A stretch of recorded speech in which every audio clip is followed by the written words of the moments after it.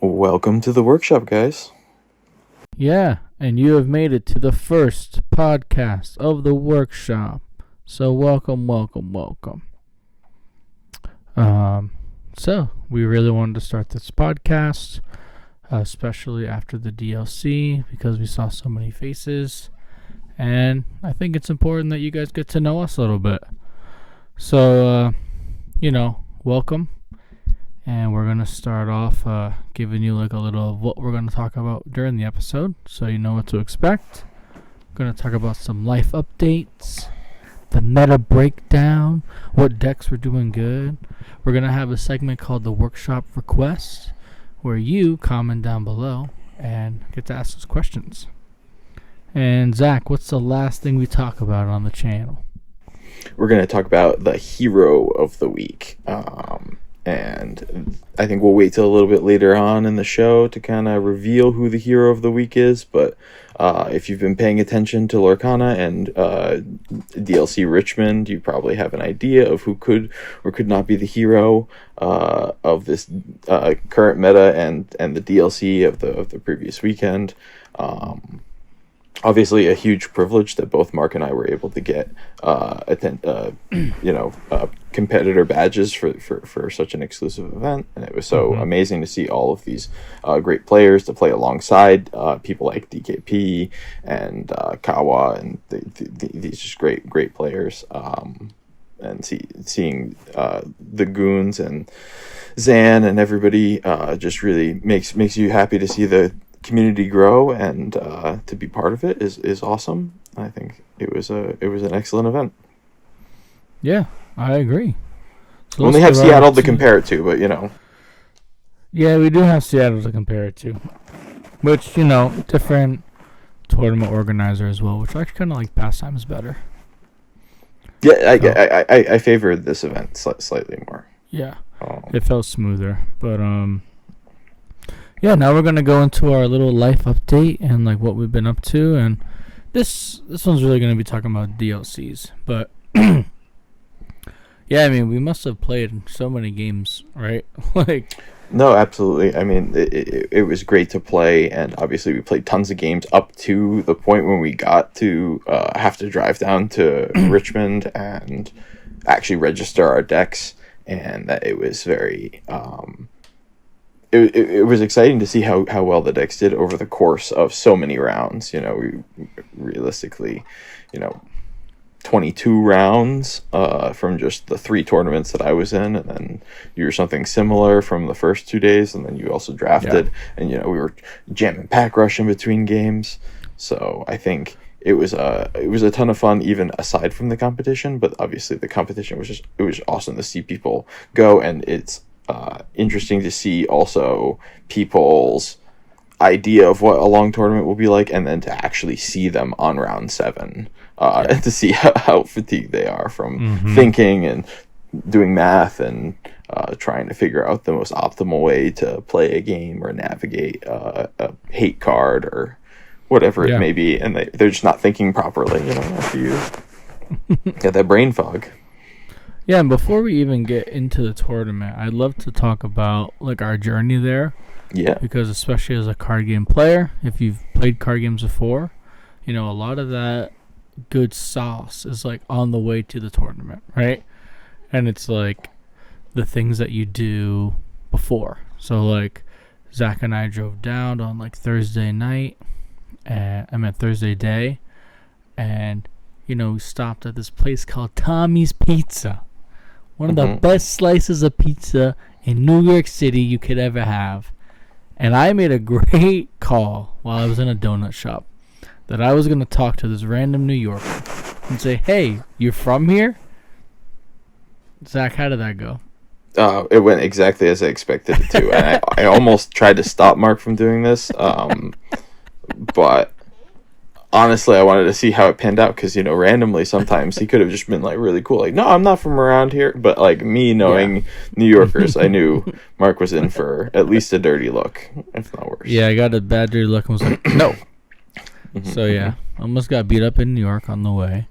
But we had Tommy's Pizza. It was a great guy. He was there for 50 years, from Italy, talking about how he had the best pizza, made it right in front of us, and the whole point is this is like, if you're gonna think about going to a tournament, yeah, it's expensive, yeah, you might not do the best, but like the memories you make on the way up and during the whole trip are worth it in itself.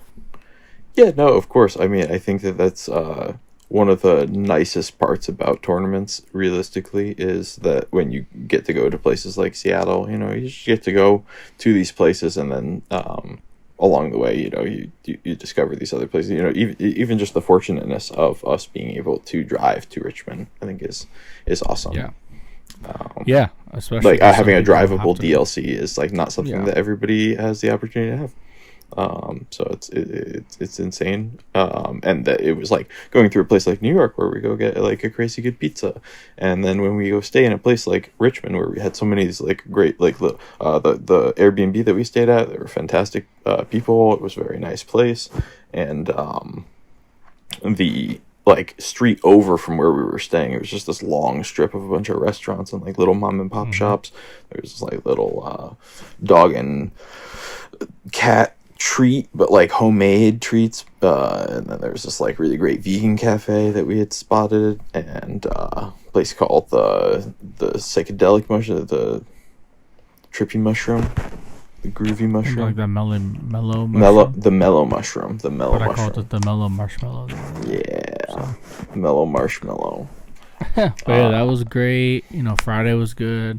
Sign-in was super smooth. The sign-in. I like how. I mean, but to be fair, I believe we waited in line on Friday for our badges.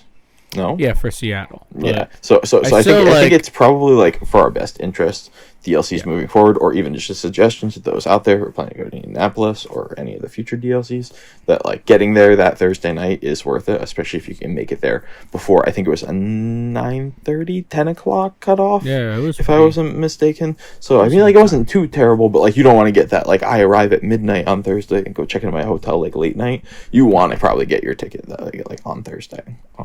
For sure. And then, the Friday event was pretty okay with me. I ended up going 3 and 4, which wasn't my best.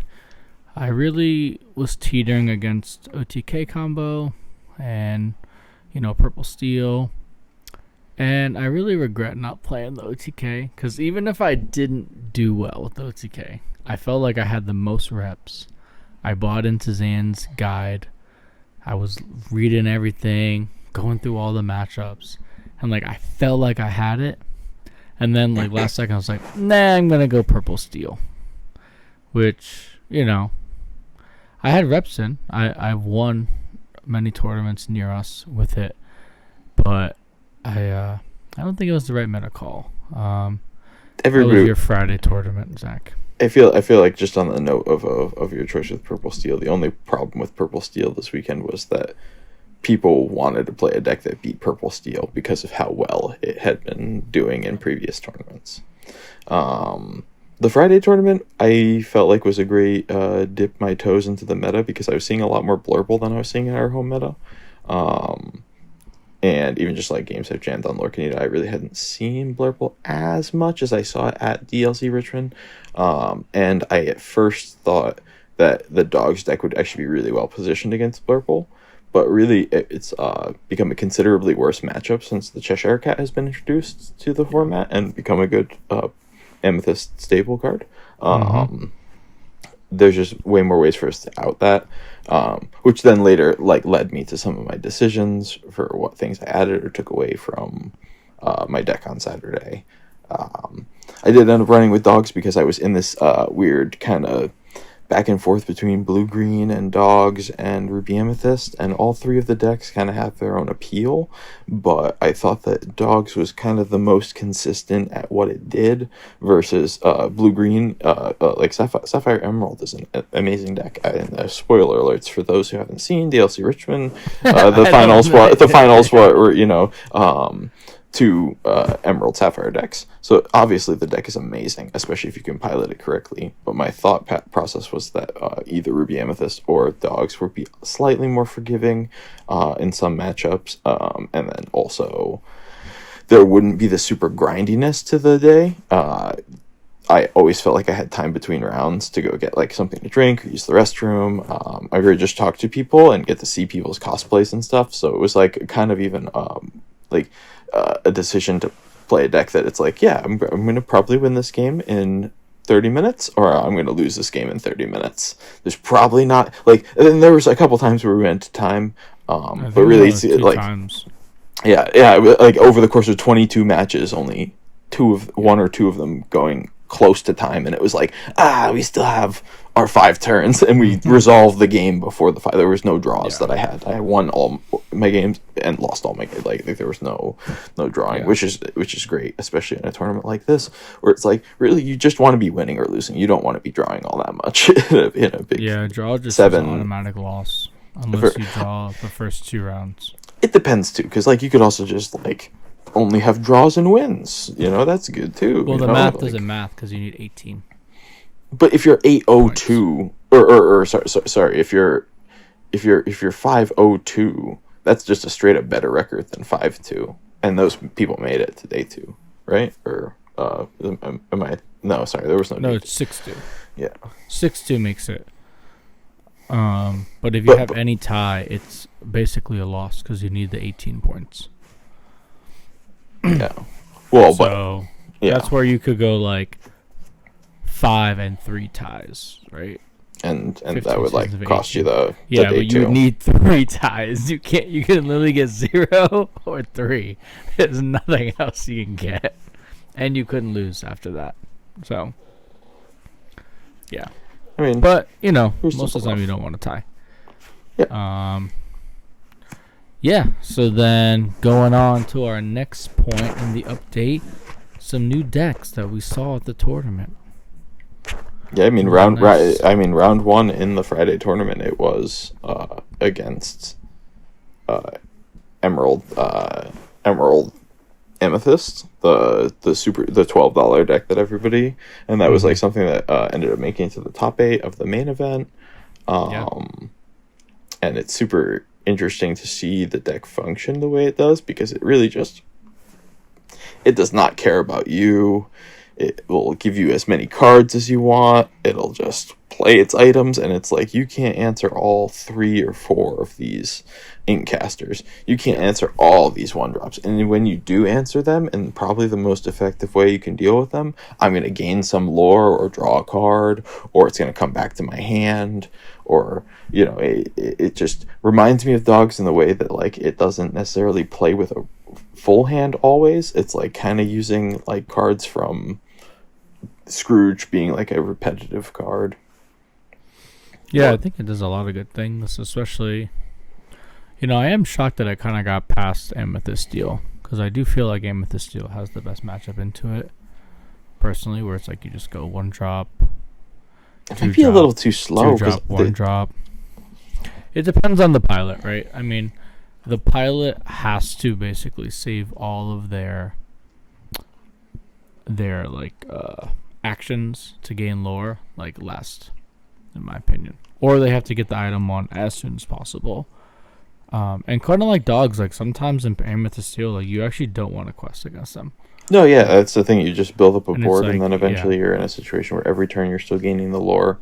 And you have to look at the item, the Incaster, like a 2-cost character that can't ever be attacked except for things that kill items. Because it's like most of the time you're always going to play 2 things in a turn. You're going to be able to quest with them.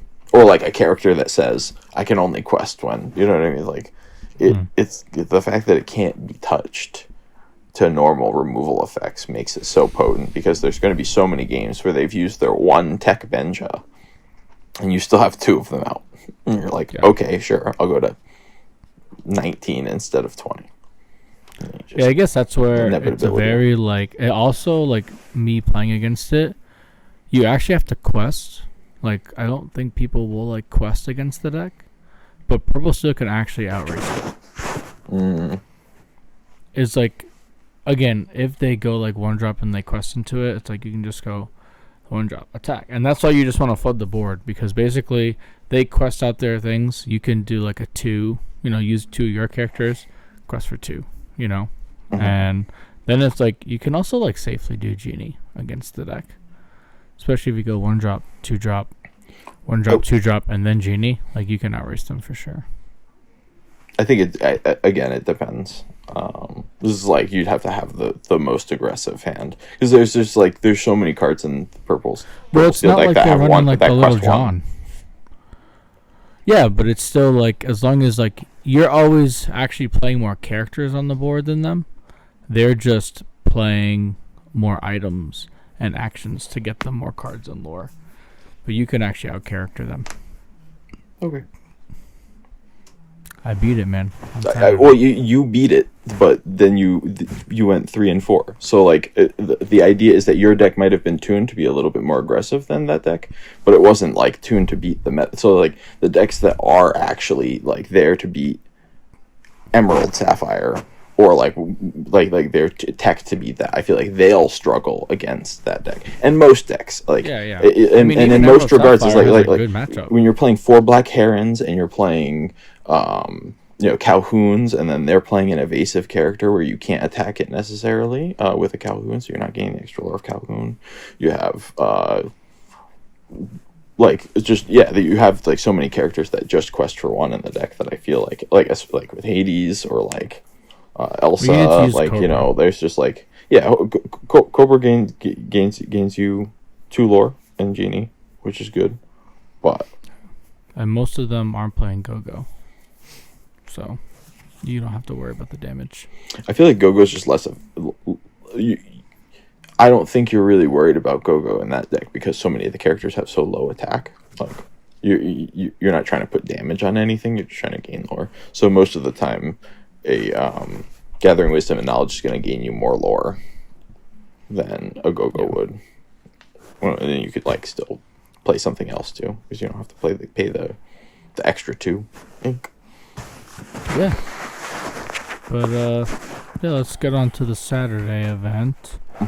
It was really funny because both Zach and I, first round, played some pretty cool YouTubers. Yeah, no. I got to play Lord Gaines, and he crushed me with an Amber Steel Song deck. And people were like, Mark, it's not called Amber Steel Song anymore. Oh, no, this one was. Shifting Rhino, 4 Thunderbolts, Greatest Criminal Mind, everything with the Ariel to draw a card. He was even running like the Lewis 4/3 resist. And it just really sucked because when I had to blind mulligan, I did like 4 or something to get the curve, and it was just all vanish. And I was like, I don't ever really want to play all vanish on my first turn, but it's game 1, and then it was like the worst. I think he had Fire the Cannons in there too, so it was like every he popped every single character of yours. Yeah, even like the one of Iago I had, it was like literally 1-4, and I was like, well, not 1-4, basically 1-4. So that was really tough. I'm not gonna go through all the matchups, but a lot of blue steel, which just so weird. Like, I also regretted taking the Tinkerbell and the Timothy out because I feel like in those matchups it like wins me the game.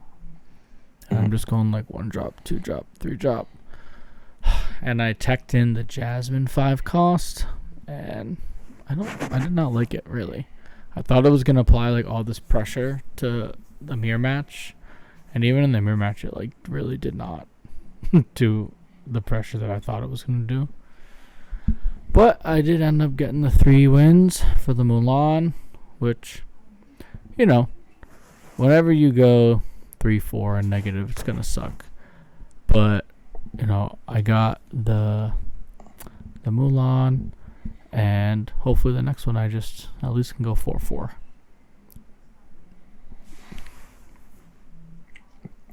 Yeah, I mean, I always want to keep a positive attitude. So I guess to rewind all the way back to where you started was that you were talking about the YouTubers that we started with round 1. Yeah, you can go over your side. So I started playing Kawa, and he was on blue-green, and we had a really great 3 games. And we talked about like the project that he was working on a little bit, and there seemed to be some cool people that he was with, and it was I ended up taking the loss, but it was an awesome match because I just got to be able to, you know, give him our sticker and talk to him about, pick his brain a little bit and see. He was on some interesting cards. He was on like extra John Silvers, which was really cool, but it ended up working in his favor because I think like one of the games that he won was like he played like 2 or 3 like John Silvers, and it was just able to give all my guys reckless, and I started losing all my little guys. So that was awesome.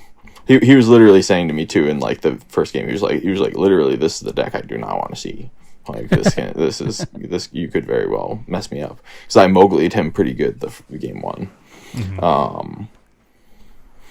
But yeah, I mean, I think that the DLC was also like run really smoothly, so it was like, yeah, I realistically I regret not playing all 8 of the rounds, but it should be a little bit more incentivized, I guess. I feel like the Mulan could have been like maybe a more high value card, or there could have been another like there could be something for 3 wins and then something for 4 wins, because there were just a lot of people who ended up like going like they weren't doing so great. They got their 3 wins and then they just leave the tournament. So I think it could be like 2 things, like 2 goalposts to hit for tournaments like that. Cool. But I mean, like, there's already the entry Pegasus, so I feel like maybe I'm being greedy. But it's also a little weird that the Mulan's worth less than the entry. So that's food for thought too. I assume just out of playability. They give it away on the Sunday too. Yeah, they gave it away on the Sunday, but it was also a much smaller tournament too, though, the Infinity tournament, which I guess we can probably talk about next. Which was, you had ended up doing a draft later in the afternoon, but you got to go to the Science Museum in Richmond. From all the secondhand stuff, it sounded really cool.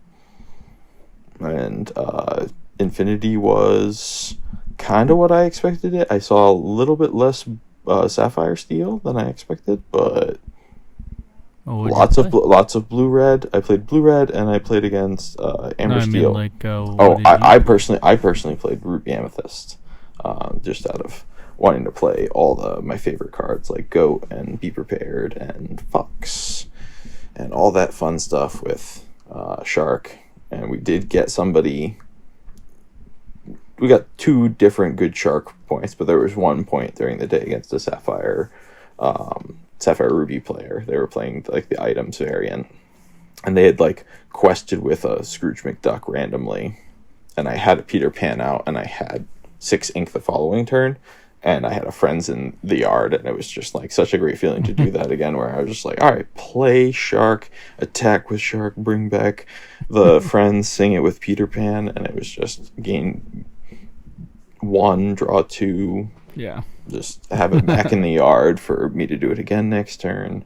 So it was just really cool to play with some of those old cards, but it also reminds you why sometimes the rotation's healthy, because the format is very, very quick, or it's very, very grindy. So it's like the Sapphire decks are super, super grindy. They all have the popsicles back in the decks and the Hyrims and all that jazz, and all the removal spells. But then you also have Sapphire Steel aggro, where they went like every single turn they were just jamming the most effective creature. It was like turn 1 Daisy, turn 2 Nala, turn 3 play a lady that plays another Nala, and then they're at like 12 on turn like 3 or 4, and it's really hard to recover from it. And it's so much like, if you're not Sapphire ramping it to Be Prepared, in my shoes, Be Prepared was basically useless. I was like mulliganing it all the time. Like, I didn't want to see it at all. And I really didn't want to draw it in that matchup. I was more hoping that I would be able to land a 3-cost Sisu and be able to shift it on 6, because 6 is really the only time I'll ever be able to get a Wrath off against them, and that's really the only way I could win. It's literally like 3-cost Sisu, and then like maybe Fox something, and then like going into Headless Horseman, and then like. I wasn't on Headless Horseman, but I was on Brawls. So there were like some matchups where it was like turn 3 Brawl, turn 4 Sisu, because it didn't really matter if I played on 4 or 5. And then like a turn 5 Elsa take something out, and sometimes I could survive. But even Elsa is tough against Nala because she's got the resist 1. So you can't even take out the Nala with an Elsa. And that's Infinity's so hard because it's like, you know, we were going to talk about some cards that overperformed for us over the weekend, and this is a nice segue to talk about like the cat, right? But it's like, if you already have all these 5-drops, like, are you gonna put cat into Ruby Amethyst? And then it's like, what's like the middle spot of like it not being an affinity deck and it being just like like a constructed deck with like just be prepared, you know? So that's where Infinity's kind of cool though, because you could also like blue steel, right? Someone's gonna show up with the items, crazy Tamatoa, Lucky Dime, and someone could like literally just show up with like blue steel aggro with all like the new cards, and it'd be like just as effective. Probably the most interesting deck that I saw was like a Amber Emerald kind of discard control deck, and it just was absolutely destroying the blue decks. It was just not even fair. These guys were like ramping like once, and then they like already have double discarded with the John out. It's just, it's not fair. Prince John doesn't seem like a fun card to play. I mean that's the thing is that like I mean that's the thing. I mean with Prince John that was like it was in. I mean Prince John's in all the green decks, so it's like the the Emerald Amethyst decks. It's in the Amber Emerald decks. It's in the Emerald Steel decks. So it's kind of a necessary evil to fight all the card draw is by making them discard it. So it's kind of the only answer. No kind of force in the hand. Yeah, but thanks for sharing about the Infinity tournament, and that was basically our experience there. And now to talk about some of the meta breakdowns. Obviously, we had Emerald Sapphire winning the event. Shout out to Fungus there. You know, I tried to watch the whole stream, but I was falling asleep.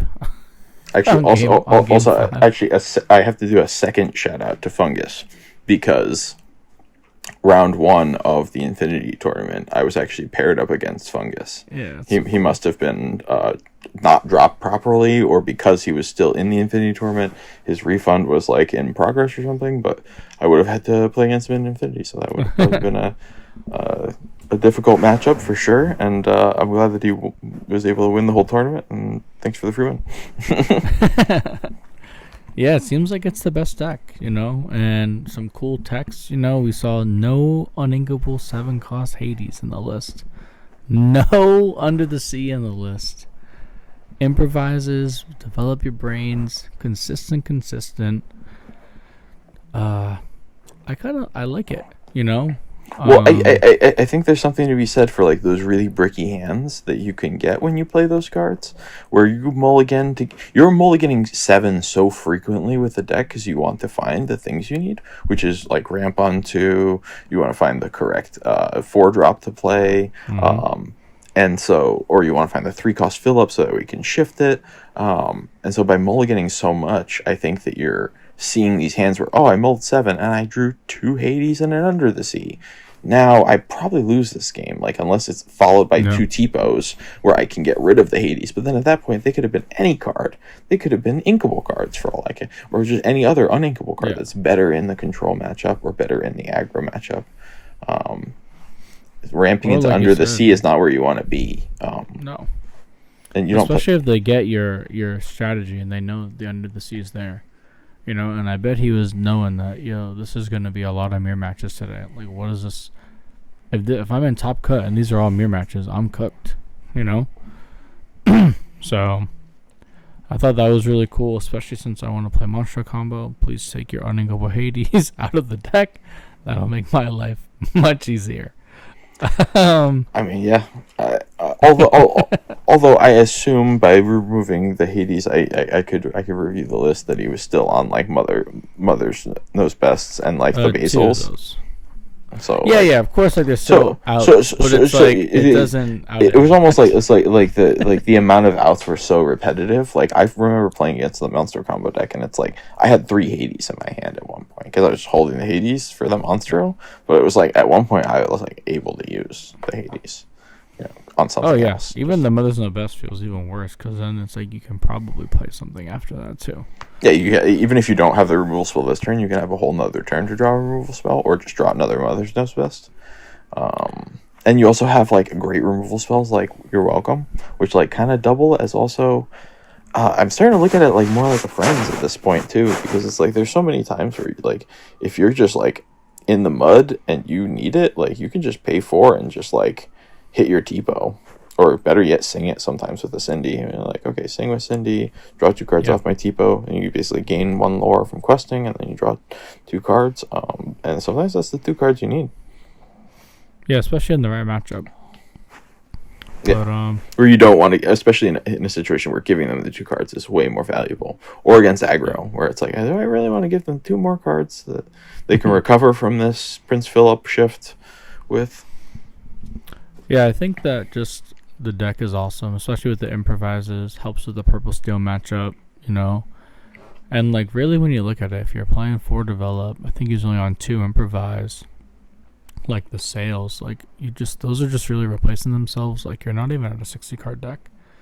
Oh yeah. In Magic they're deck. called cantrips. I assume Lorcana will have some sort of fun Disney-esque name for what a cantrip is one day. Maybe we can come up with that. But I think if I remember correctly, way back when there was also a deck that was like that in old format, where it had like 4 of the cards that was like look at your opponent's hand, draw a card, and then 4 popsicle, and then 4 of I think it was a blue steel deck, because it was playing the it was like playing Fortisphere, 4 Fortisphere, 4 popsicle, and 4 of that card, the one cost look at your opponent's hand, draw a card. So it was like, wow, we have 12 cantrips in this deck for 1, and they're all inkable. So it's like they're not even terrible to draw, because like exchange it for the 8-drop on the top of your deck. Yeah, it's like, oh, okay, I'll be able to play whatever I draw off this. I don't care. Mm-hmm. But yeah, it's very interesting. You know, we'll see if it can stay afloat in the next meta, which is very soon. Yeah, I mean, winter spell's around the corner, so we'll hopefully see some winter spell is, so we'll see. And definitely Blurple made a huge comeback this weekend. And the consistency of also, like, if you don't see ramp, you can just play cat. You can also just like hard cast the Into the Unknown, which isn't terrible. Also, like, ramping on 3 isn't awful. You can still like play cat and play a sail, and you're fine. So yeah, I thought that was cool. Definitely saw a lot of dogs, but it did not perform as well, because I think everyone was like just expecting it. Yeah, I mean, I had seen quite a few spooky sites, and Under the Seas extra in people's deck, and I think that's what ended up, pulling some of those blue-green decks that were able to dodge those aggro decks when they didn't have the wraths. But then the people who were packing it, if they happen to like have the mirror, it's a dead card pretty much. Versus in the aggro matches, it's like they're saving grace. So it's like a double-edged sword with things like that. And speaking of the Blurple deck, I think that one of the most interesting deck cards is, I always love little cards like this, where they're not as well pronounced, but they like make it into the cut of a deck that like you wouldn't expect, which is Wasabi. That card's awesome. I'd seen a little bit of on Lorcanito, but I didn't expect DKP to be on it.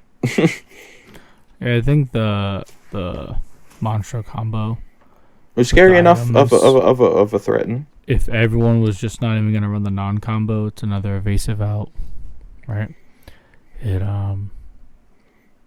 It's also just a 3/3, right? Yeah, exactly. Like outs Dumbo, so it's like it's not bad.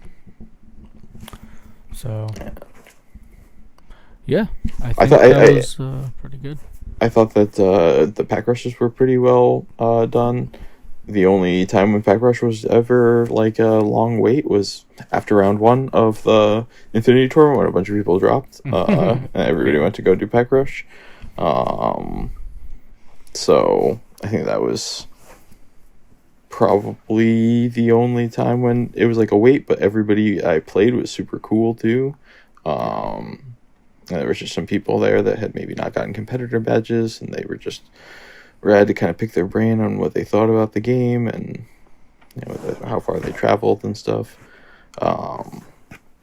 But I think that so as far as the meta breakdown, Emerald Sapphire's on the top. Yeah, and then it's looking like the blue decks stay. Blurple, Amethyst is still definitely there, but I don't think it's as prevalent. And dogs. Yeah. Yeah. And then this next segment would be our workshop request, but we don't have any requests because it's the first one. Mm-hmm. So this is the time where you pause the video, you think of a question, and you type it in the comments down below. And that will be great. And then we'll answer your questions and we'll shout you out. So and feel free to, if you know about our other segment where we're making gameplay videos, we're fading out decks, feel free to leave a comment on this video being like, hey, you should totally play the best deck. You guys were talking about how Emerald Sapphire is the best deck, so you should play it on your next gameplay video. Feel free to leave a comment like that, or for any sure. suggestions. All right, Zach. Hero of the week. Hero of the week. I think we can all agree the card hero of the week is Tipo, Growing Sun. That card won the whole tournament, all on its own. And if you don't already know or you didn't watch the finals, the winning match was won by two Tipos questing for the win. Yes. Eventually, you run out of gas. They've been Prince Philip too many times, and now just this 2/1/2s are just questing, and if you can't answer them, you can't answer them. Yeah. And hero of the week is Tipo, the growing child, or the growing boy. Growing Sun. Got it. And it just shows, guys. You're in the mirror match or in other challenges, you're gonna hold the Basils, you're gonna hold the John. You wouldn't hold John Silver in that case, but you're gonna hold, maybe play John Silver when they have a Phillip out. Probably not when they have Tipos. And especially, like Zach said, in those control matchups, it gets to the point where, even the one-class Clarabelle could have been the same exact thing, Yeah. So, yeah, that's the hero of the week. And the hero deck, I would say, would be the $12 deck in the top 8 of the whole DLC Richmond. That was insane. Congratulations to them. Really showing that the cost of the cards don't matter. I think that I don't even judge a format on its diversity based on how many different color decks there are. And things like that. I think I gauge it based on how much of a difference there is between the decks that are topping in like cost value. Are there decks that are like less than half the value of the most expensive deck still topping? Because if that's the case, then like the meta is pretty healthy, because there's these like cheap bad cards that can be put together in a certain way to like win, even if it's a cheeky strategy. It's awesome that somebody with $12 in their hand could make a deck, go to DLC Richmond, and then top 8 the whole tournament. That's just an amazing thing. And the same thing with the dogs deck though too. The deck's like $100 on a good day, depending on what you put in it. Like put one extra Chromacon in it, and then it becomes $90. And then I would have to say that the player of the hero of the week player / creator would definitely have to be Fungus. Congrats to Fungus on winning the DLC. Definitely a lot of great runner-ups for that hero of the week, because we met a ton of great content creators and really awesome people over the weekend. Saw some amazing cosplays, saw amazing people, and we'll probably add some pictures for you guys to see throughout the video, so that way you guys can enjoy some of the beautiful sights and peoples and things that we interacted with at the DLC Richmond. And we'll love to hear from you and hear what you think about different meta breakdowns of the DLC Richmond and cards you thought, or you completely disagree. Tipo's not the hero, but he's the hero of our heart this week. They're gonna start a crazy fight in the comments if they don't think Tipo's the hero. They're not a true Lorcana person. And to wrap it up in closing, I kind of just want to give some shout outs. Shout out Lorcana Goons, Kevin. It was nice to meet you, bro.